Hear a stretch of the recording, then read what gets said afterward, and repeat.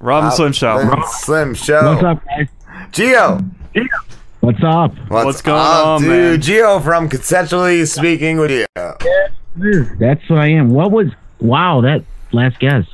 Yeah, I got a very important question for you, Gio. What do you know about Ra the Sun God? Well, according to the Twitter thing we did earlier, I guess apparently he's my father. The Twitter family, yes. Yes, because from going by your other guests you had, it sounds like I'm more like the love child of Mike Rika and Ryder.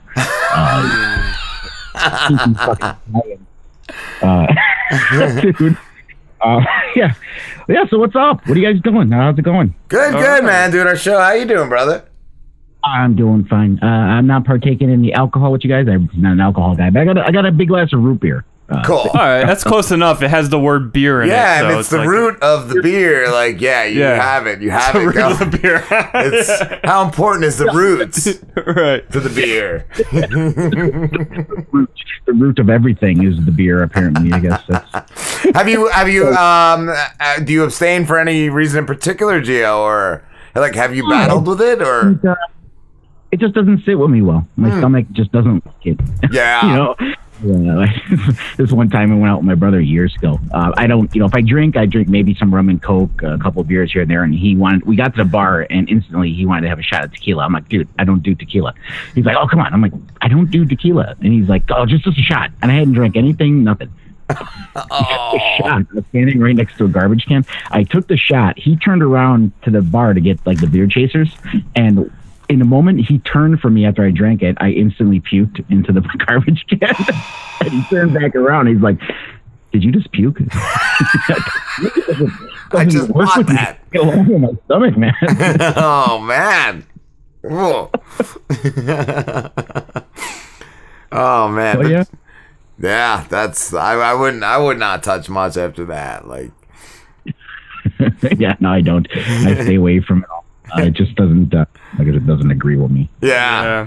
Gio, your show though is amazing. I've listened to a few episodes. I've greatly enjoyed it. It's very good, very good. It is. Well, how would you explain it?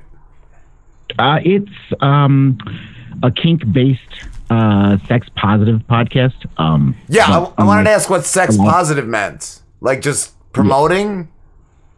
Sex positive? I mean, just people that are are free with sex and understanding of sex in all its forms, and there's not any kind of judgment based. Like, I have a lot of friends. I know a lot of people that are sex workers. Either prostitutions or like Ryder with the phone sex, stuff like that. Cam girls. Sex is sex, and people shouldn't be judged because of it, and you shouldn't judge people on how or why or when they do their sex. Yeah. I agree. That's my take on most of it. Like, we've talked to porn stars, and like we were talking off the show at one point. Like, I feel we treat male guests the same. Like, but there's been times where like we've had live guests in, and they just act like a thirsty dude. Like, a thirsty dude, no matter who it is. Like, I see that quite a bit. Everyone, it's not. It's not like, just in any one part of society. You get it everywhere. Even in the kink world, new people come into the dungeons or whatever, and these guys are just way too thirsty. Oh, it's even on that level. Wow, I never would have even thought it would be. So like the way I'm interpreting that is that you get guys that like probably never get laid, and they're like, I'll just get laid doing this thing, and they go into this thing, and they're like, I'm just gonna get a bunch of pussy here, and it's like that's not what this is about. They think, it's sex positive. Oh, these girls like to fuck. These girls like to do other things. And that doesn't necessarily mean they want to do it with everyone or you. Yeah. How would somebody find a partner in that? Like, is it like, how does that work? Like, how would you find like a partner or a match? Like, is it just like, how does that work?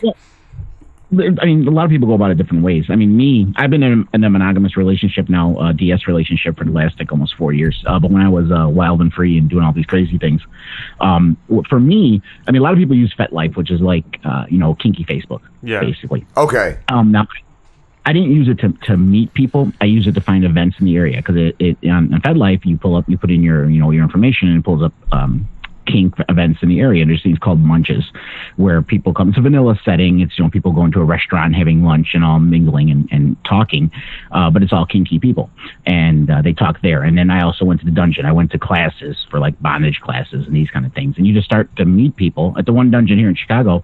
The center room is like a social area. There's like a soda bar there, and everyone sits there, and then the rooms to the side are where the playrooms are. Yeah. In the social room, talk, meet people, just like you do at a regular bar, you know. Okay. But you know, there's kinky, so yeah. You know, right. Cool. Kind of frowned upon. You're not going there trying to pick people up. I mean, people do, and cool thing about it is, you know, the hotel room, you can just do it right there. Everyone watching, but yeah. So, you know, that's how I approached it. But people still, you know, even in the kinky world, they think, you know, everyone's just easy and they're just out to, you know, hot the trot, and they think they can just come in there and just creep all over people. Yeah. So would you say it's more than like if I just a simple example, say I'm into board games. I like board games, so I go to a board game shop to meet other people that are into board games. So you're into like kinky sex stuff, so you go to a kinky sex thing to meet other people that are into kinky sex things. Yeah. Yeah, I mean, there's a lot of intersectionality, because guess what? There's a lot of geeky nerds that are, and actually quite a bit of them, you know. So I'll be there at the bar, and we're talking about, you know, paddling someone, and then it turns to, you know, a discussion about Overwatch or right. Wow, yeah, see, that's cool. That's a connection. All my friends are playing Overwatch. I never got into that. That's why I have not played Overwatch. I won't fuck with that Overwatch. I was playing for a little bit, and I my thing is I do it in spurts, and I get bored real quick. I'll do it for like and then I don't play for like a year. Whereas my daughter, I got it, and she's like on it like 24/7 now. She's 19. But she's like on it all the time, and she's playing all the time, and they're all better than me now. But I taught them everything they know. God damn it!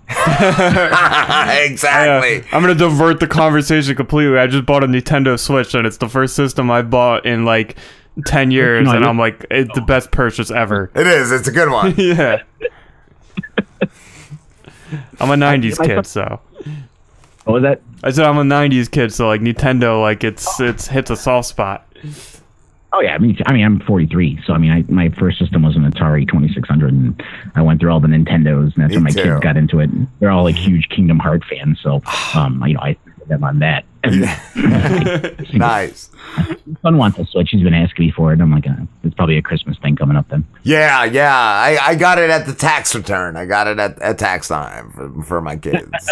Isn't that when everyone gets everything? Yeah. Get their tax return. Your TV. Then we're broke in March. Yes, we're broke a week later, but yeah, we got that shit. My truck is falling apart, and I'm like, I'll fix it when, you know, taxes come. Yeah, that's what it is. You wait till tax time. My wheel might fall off, but that's all right. I'll wait till tax time. Got a couple spares to trunk that'll keep me going. Now, Gio, I wanted to ask, BDSM stands for bondage, disciplines, and sadism and masochism, correct? Yeah, that's one of the S&M can be interchangeable. Some people say it for different things, but basically that's what it is. Yeah. Okay. Bondage, masochism, and it's not just you know, focus on those 4 items. The bondage and discipline, but not everyone does bondage. Discipline kind of flows into the DS side of it, dominant and submissive, and the sadomasochism, because sometimes there's pain involved, and some people like giving it, some people like getting it. Yeah. But it's a huge spectrum. I've talked to other guests about how we need to find better labels for it, because while that encompasses the whole thing, and people get the idea, it also gives them a narrow view, thinking that everybody that's into this, you know, kinky lifestyle likes getting hurt or likes hurting people, which doesn't necessarily is not what everybody likes to do. That's what I was going to ask. What the major misconception of it would be? Mm-hmm. Right. Yeah, because I mean, I'm into it. I'm a dom and I'm a sadist, so I mean, I like giving pain quite a bit. Yeah. But not everyone's into that. You know, I met a lot of people in the club that are, you know, sensualist.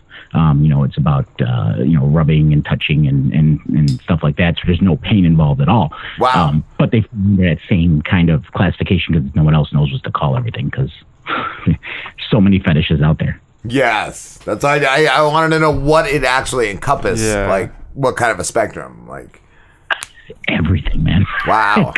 It covers everything. I could, you know, seen stuff that's just like mind blowing. You know, there's people into needle play, medical play. You know, I've seen like women have their whole sutured shut. You know, I mean, all of them. Wow. Wow. Yeah. Wow. Oh my God.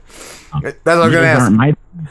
But one sample, of things that I've seen, and it's and when you get used to it, for me, like I said, my thing is I'm a dominant, and I'm a sadist, and I cause them pain, and I like the whole DS aspect of it, and I'm also an exhibitionist, so I like doing things like things at the club that involve me doing my sadistic things and also having sex, and there's people who are watching, and it gives me a high. It's like my drug. Yeah.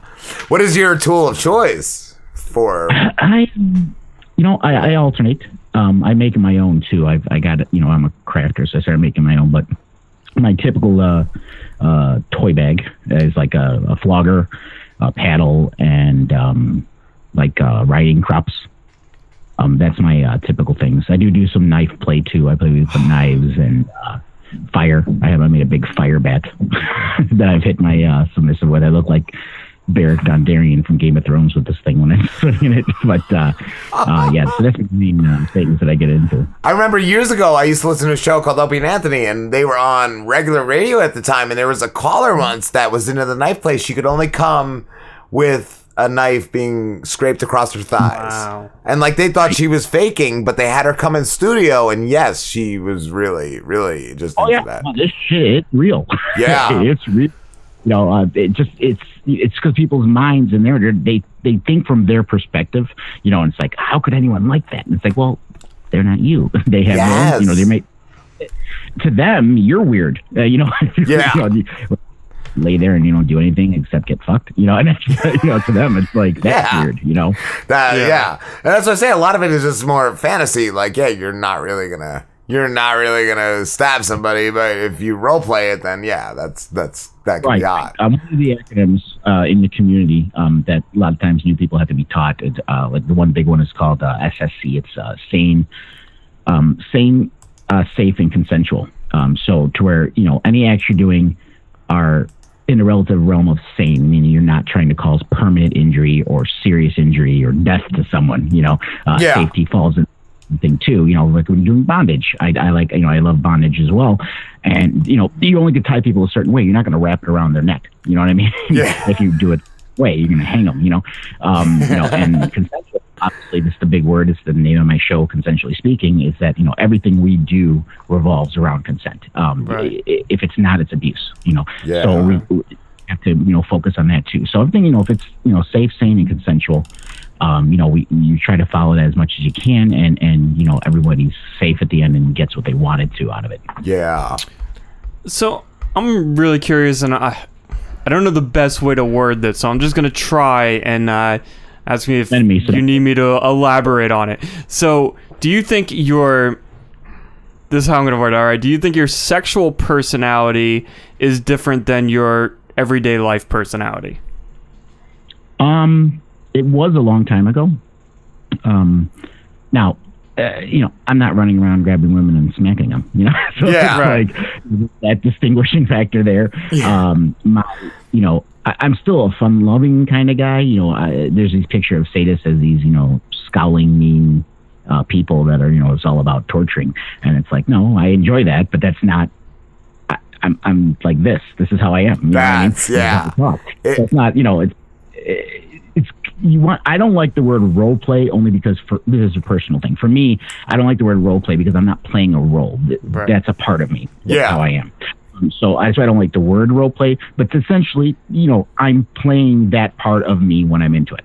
So it's not like something I do all the time. Now, our relationship is 24/7 DS. Yeah. But it's done in a family environment. I have all adult kids. She has a small son. We all live together. And, ours manifested in different ways. It's, she gets me my drink when I want my drink. She, if I see a mess and I clean it up, she cleans it up, So sometimes just those little domestic things, She has a collar that I made her that she wears that she could take off the little lock so it looks like just like a choker. So we do those little things to get that feeling of a DS in your regular everyday life. But it doesn't necessarily look like, you're running around and love it all day and you're in a dungeon. Yeah. Right. Yeah. Wow. That's awesome. That's amazing. What else you got for me? Come on, throw them out. I'm looking. I had one and I lost it. Dead air, guys. I don't do dead air. Let's go. Well, do you see people that you think do have different personalities that use the sexual thing as like, this is who I can only be like behind doors, but I can't be this way in real life? Oh yeah, I mean, there's lots of people, especially depending on their careers. I mean, I've met so many people in so many different areas of life and careers that they do, especially like just like something as simple as someone being a teacher. Right. We all know in our society, just because we enjoy these things doesn't mean we're going to run around doing it non-consensually or influencing children at a young age for things. You know what I mean? But general people in the general world, in the general society, just like they used to do with homosexuals, before, it's like, I don't want them teaching my kids. So it's got to be hidden because of that reason. They can lose their job. They can, it can affect them negatively in many ways. And so there's still a big secret thing that has to be kept with it a lot, just like there was with the LGBT community, to where they had to keep a lot of things behind closed doors just because of intolerance for many people. Do you ever switch roles, Gio? Me, no. I am full-time dominant. I don't have a bone in my body. So that wouldn't work for me. Again, there's nothing wrong with that. I know many male submissive, many female, many non-binary submissives, and it's all cool across the spectrum. It's just for me personally, my heart-on's gone. If there's any point where I feel like trying to dominate me, done. Before you had an exclusive relationship, did you ever have any males come to you for partnership? Yeah, I've had people approach me. It doesn't. I've had males, I've had females, I've had non-binary, I've had trans. I've had a lot of people approach me. What's non-binary? Cisgendered straight male. That's I like biological females. Yes. But since especially getting into this, it's to me it's flattering. I've never been upset by it. It's like, oh well, thank you. That you think of me enough to want to request that. But this is what I'm do, and so I'm not in that track of mind with you, but nice to meet you. We can be friends. That's cool. What is non-binary? If you've kept up with it, the whole gender thing is kind of blown up quickly. Yes. And there's a lot where people want to, the prevalent thought in the more liberal-minded community is that gender isn't biological. It's a choice. And there's people who are asexual, who feel and non-binary means they don't feel they are any gender. They are just themselves. You see what I'm saying? Yeah. So that's what it's. I mean, it's still at this point in time, even for me being as open I am, sometimes it's difficult to wrap my head around it. Yeah. And the reason why it's difficult is because our entire course of humanity has always said he, she. You know what I mean? Yes. In one form or another. The man is the hunter. He's got to sow a seed. Yes, that's just genetics. There's lots of things that have gone on since the beginning of time that we've changed too. You know what I mean? Yeah. Got to go with the flow. My whole thing is this: is that I don't. If it doesn't affect me personally, it doesn't affect my family. If this person wants to be called they, if they don't want to be associated as, let's say they're biologically female and they consider themselves not male or female, they consider themselves non-binary, asexual, whatever. Yeah. And they prefer they. I'll call you they. It's like, why is it? Why am I going to get upset about that? What? It's what you want to be called. If I want to be called fucking shithead, call me shithead. That's what Slim likes to be called. Yeah. Shithead, loser, fucking, things like that. No, just kidding. No, let him keep going. I like you wanna dominate me, Gio? No, I'm just No, so he just ruined the interview. He just ruined it. I might as well just hang up now. No, Gio, I have a question. Last guest, okay. All right. I'm sorry to interrupt you. What were you gonna say? So what you got to say first? What was that? Say what you got to say first, and then I'll ask my question. I finished my statement. Okay. So, what is the biggest myth around the fetish community the biggest myth, I guess, like something that you would really want to like dispel, or that you just like why do people believe this? Many people who are not into it believe that BDSM is inherently abuse, and it's not. The entire meaning of abuse is that your agency is taken away, and there are things being done to you that you do not want done to you, and it's hurting yourself and your life. Yes. That's what abuse is.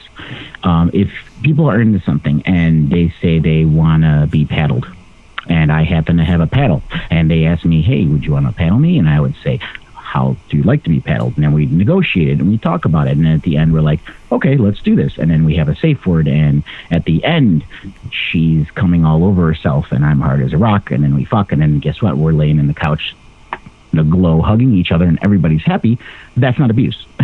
So, right. But it's hard for people to wrap their head around. They want to consider something like that something you can never consent to. Okay, you can't consent to having your arm chopped off because that's a felony. You know,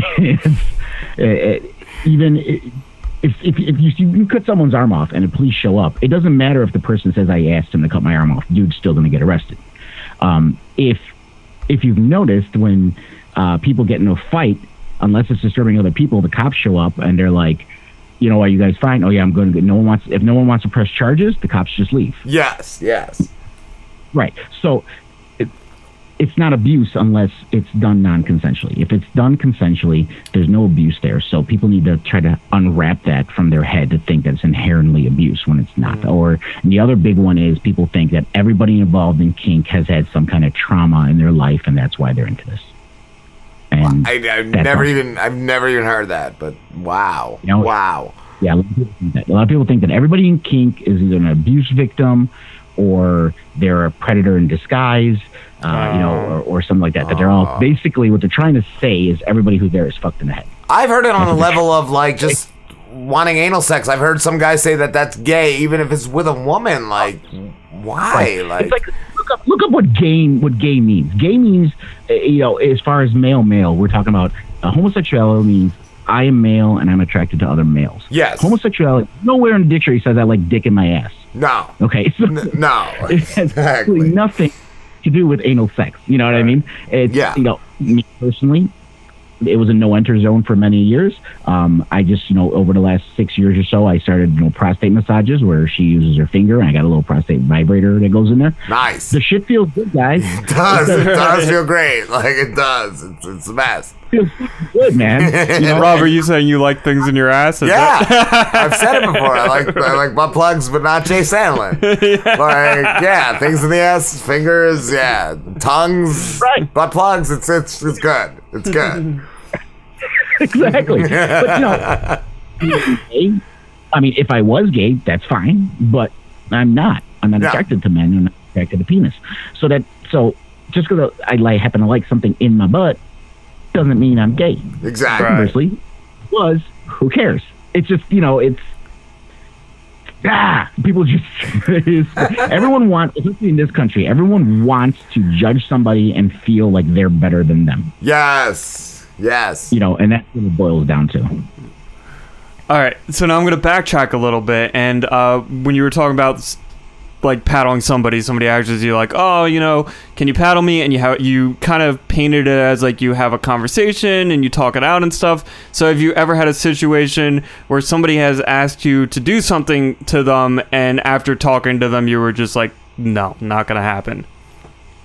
Now, luckily for me, no one's ever asked me for anything out of the park crazy. Okay. At least for my perspective of it. So I've been lucky that I've had a lot of friends tell me stories, you know, where it's like, well, we negotiated, and I'm like, no way, I'm not into this. And it's usually my submissive friends. Me as a dominant, there's really not much, you know, that they're going to say that I would say no to. I think someone mentioned when we were talking about things that they like needle play, and right at the beginning I said, you know, I'm not into needles. Yeah. I use a knife and scratch you up with it, but I'm not into needles. Yeah. And and that just discussion just goes, okay, cool. So it's just taken off the table, and we move on to the next thing, and then we also talk about sex, because sometimes there's people that play and there's no sex involved at all. It could just be they just want a spanking or a paddling, and that's it, and there isn't any sex. No, that doesn't work for me. Everything I do is usually has to involve sex in some way or form, because that's what turns me on. Yeah. But there's people do it just for that. They just want to feel that helplessness, or they want to feel that power to be able to do that, and that's it. Like a lot of my friends on Twitter are actually female doms and pro doms and financial doms, and a vast majority of them with their male subs, there is no sex at all. Period. Yes. It's just all. Ryder's told me that. Like a lot of the calls she gets are just they just want a conversation. They just they don't want the sexual thing. Like that. I'm like, why? Like that blows my mind. Like. It's because it's a mindset thing.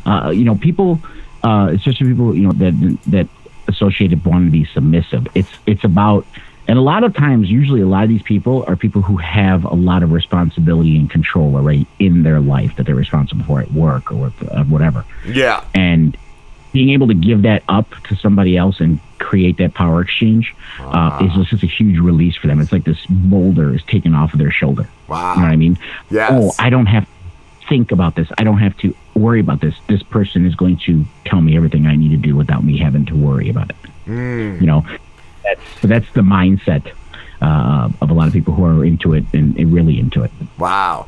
Gio, thank you so much, dude. We have to wrap this up. It went way too fast, bro. Yeah, I didn't even realize what time it was. I just looked at it. I was like, holy shit.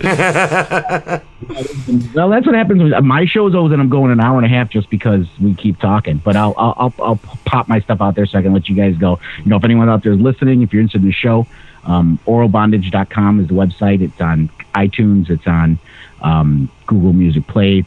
Podcast is called Consensually Speaking. My Twitter is @consensuallyspk. Follow me, subscribe to the show, keep listening to these guys. They're great. I love you guys. Thank you. I love you too, Gio. You're my son on the family tree. Remember? What's that? Wubba lub dub, buddy. Wubba lub dub. Yo, Gio, before you go, this is the Driz. I'm a rapper, and I got one question for you, man. Do you know any girls who would be into me, like, fucking them and then, like, rapping while I'm fucking them? Like, I'm really into that, and I can't find any girls into that shit. No, I know a lot of girls, though, that will fuck you in the ass and tie you up. Yeah, will they rap? Some might. Yeah. You guys talk off the show. Thank you, Gio. You're amazing, bro.